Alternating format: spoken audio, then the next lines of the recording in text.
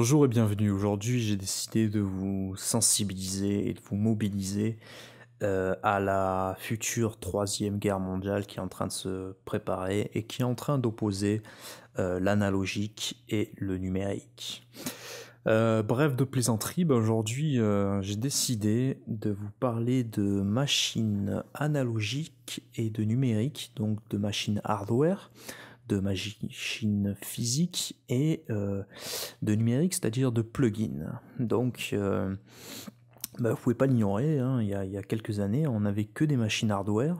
Le numérique n'était pas suffisamment puissant pour pouvoir remplacer les machines et donc ça fait que parmi tous les grands ingénieurs son, tous les musiciens, tout le monde est équipé de machines analogiques, ne jurait que par ça, et depuis, on va dire les années 2000, hein, globalement, grossièrement, est arrivé petit à petit le numérique, les ordinateurs, les émulations de ces anciennes machines à travers des plugins, et de nouvelles créations plugins, beaucoup plus précises, et je dois dire beaucoup plus performantes. Donc ce qui a fait que ça a confronté, ça fait un choc en fait de génération entre les anciennes générations qui ne juraient aveuglément que par ça, et la nouvelle génération qui, pareil, obstinément, ne jure qu'à travers ce qu'il a connu, c'est-à-dire à travers le numérique. Donc il se trouve que moi j'ai une formation, je suis diplômé, j'ai une formation d'ingénieur son, donc je vais essayer de mettre à travers mes tutos ce petit grain de sel et essayer de vous clarifier un peu tout ça, et de vous donner, selon moi, quel serait le juste milieu à avoir de nos jours.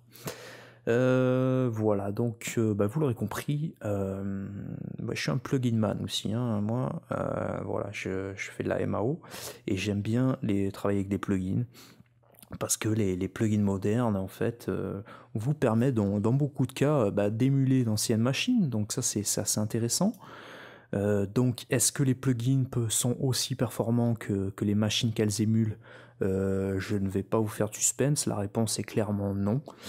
C'est impossible, vous ne pourrez jamais avoir la même chose avec des plugins que ce qu'on peut avoir avec des machines, ne serait-ce que par le fait qu'en numérique on ne peut pas dépasser le 0 dB, hein, synonyme de clip en fait. Et tandis qu'en analogique, on a beaucoup plus de marge en fait, ce qui nous permet de distordre, d'avoir une saturation beaucoup plus étendue et de pouvoir amener ce grain en fait qui est impossible d'avoir en numérique. Le numérique a tendance à sauter plus froid. Pourquoi? C'est tout simplement parce que les algorithmes et la technologie étant suffisamment avancée, on tend petit à petit vers la perfection. Ce n'est pas vraiment la perfection, mais disons qu'on est très très perfectionné, et cette série de perfection va rendre le son très très froid. Tandis que les erreurs, en fait, on va appeler ça comme des erreurs, c'est-à-dire que les technologies autrefois n'étaient pas suffisamment précises, n'étaient pas, on passait à travers des circuits qui étaient perfectibles. Petit à petit, le son s'est amélioré. Et cette succession d'erreurs a fait que ça doit amener ce côté si chaleureux, si mélodieux, pas mélodieux, plutôt chaleureux, qui est si agréable pour nos oreilles. Voilà, on a essayé de reproduire avec des algorithmes très performants cette succession d'erreurs-là, cette succession de particularités qui a fait ce son analogique avec des plugins, mais bon, il est clair que ça reste du numérique. Malgré le fait que ça soit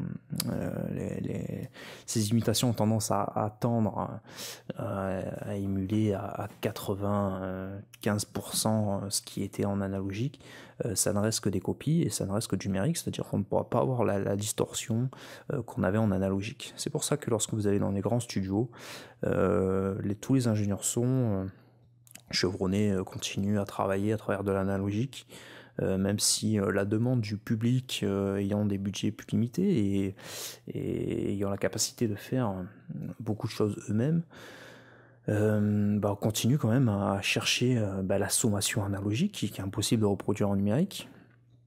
et cette succession justement de chaleur, de spécificité qui fait que voilà, on a ce son si particulier qu'il est impossible de reproduire autrement.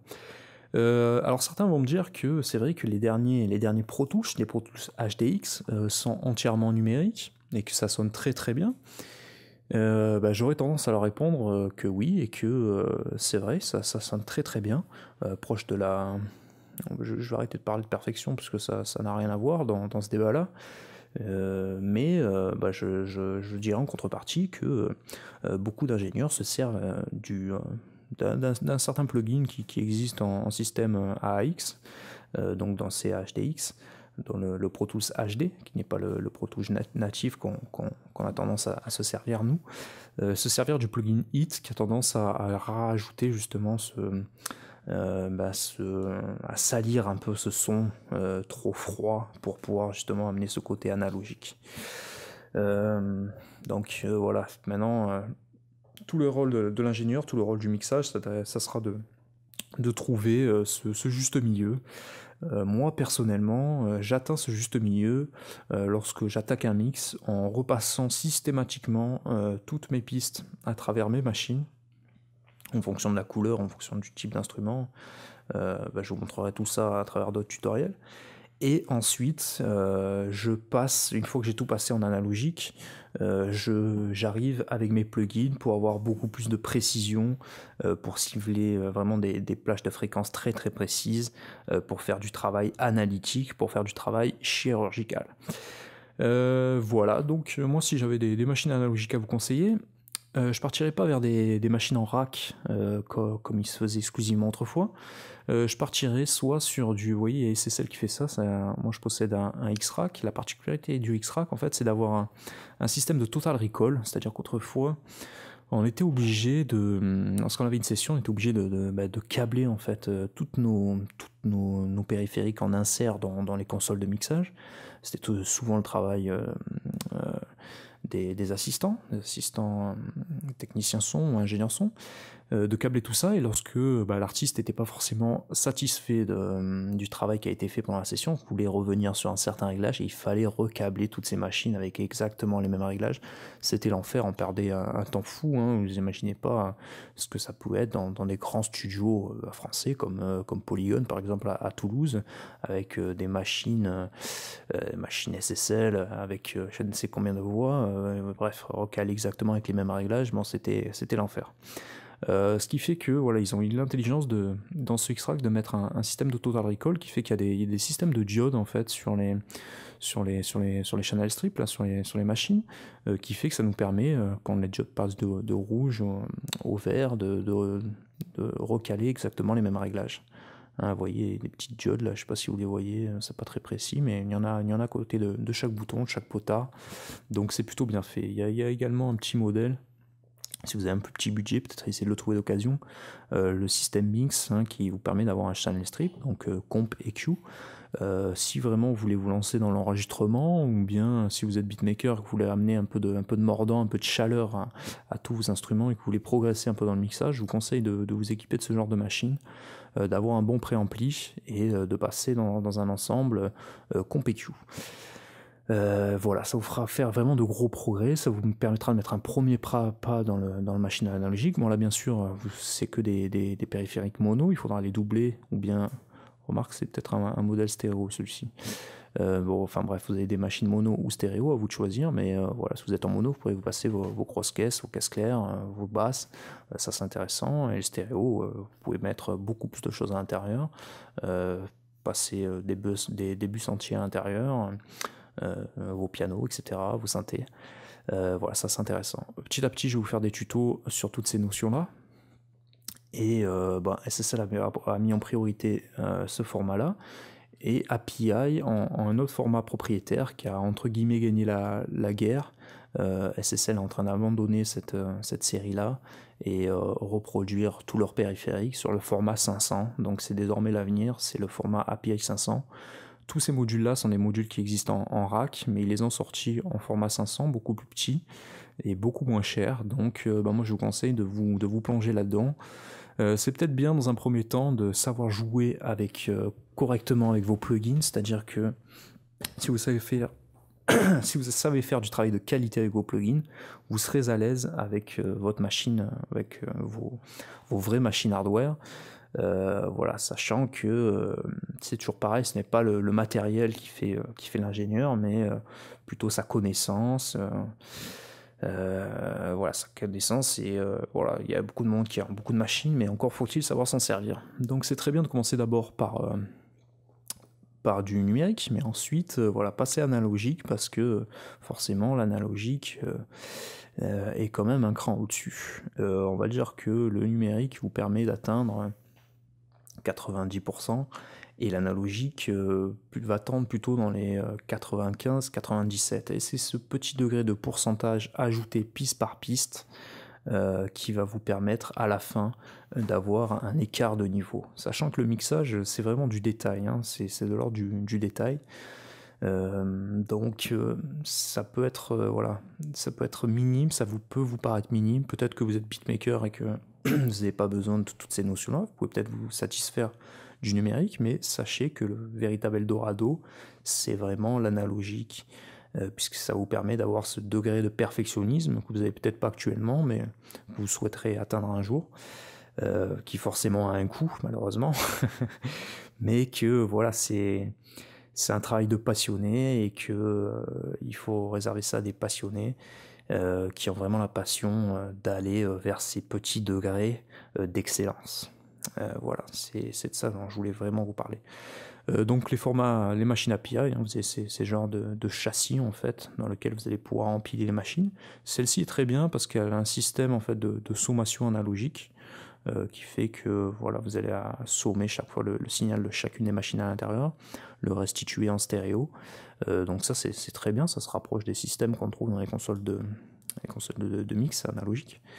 Qu'est-ce qu'on a d'autre, hein? On a du Nive, hein, excellent 1073 hein, format 500, vraiment légendaire. Voilà, on a un peu de tout, hein. Grass Design, c'est très très bon également. Voilà, après on a des modules un peu moins chers, hein. Il faut regarder après au niveau des prix. J'essaie de vous faire des tutos sur chacune de ces machines, parce que chacune de ces machines a un caractère bien particulier qu'il faut connaître. Ça c'est plutôt le rôle d'ingénieur son, d'avoir cette culture-là. Et ceux qui me connaissent savent que moi je suis un dingue de machines, je suis vraiment un vrai passionné là-dedans, donc petit à petit je vais essayer de vous transmettre tout ça. Voilà. Le thème d'aujourd'hui, enfin le tuto de la base, hein, c'était vraiment d'opposer l'analogique et le numérique. J'avais essayé de le faire dans une session Pro Tools, où en fait j'insérais un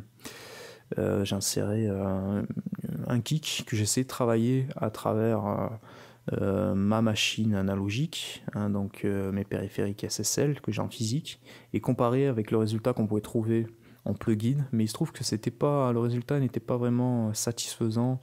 Moi je l'entendais très bien au casque, mais sur mon rendu après je m'apercevais que ça allait pas vraiment être vraiment très, très satisfaisant pour vous au niveau du résultat, puisque c'est assez dur à entendre si on n'est pas dans une pièce en question avec un chaînage en question. Enfin bref, j'étais pas vraiment satisfait du truc. J'essaierai de vous refaire des tentatives là-dedans, parce que je sais que ça va être quelque chose de très intéressant qui pourrait vous intéresser.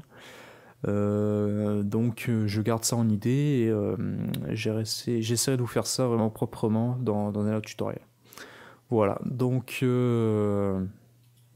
analogique vs digital, je dirais que le meilleur c'est de prendre un peu de recul là-dessus, de ne pas être sectaire, et de mélanger et de prendre le meilleur des deux mondes, hein. C'est vraiment deux mondes différents, il faut savoir vraiment allier avec les deux. Si vous pouvez prendre le meilleur des deux, vous serez tout simplement meilleur. Voilà, à bientôt.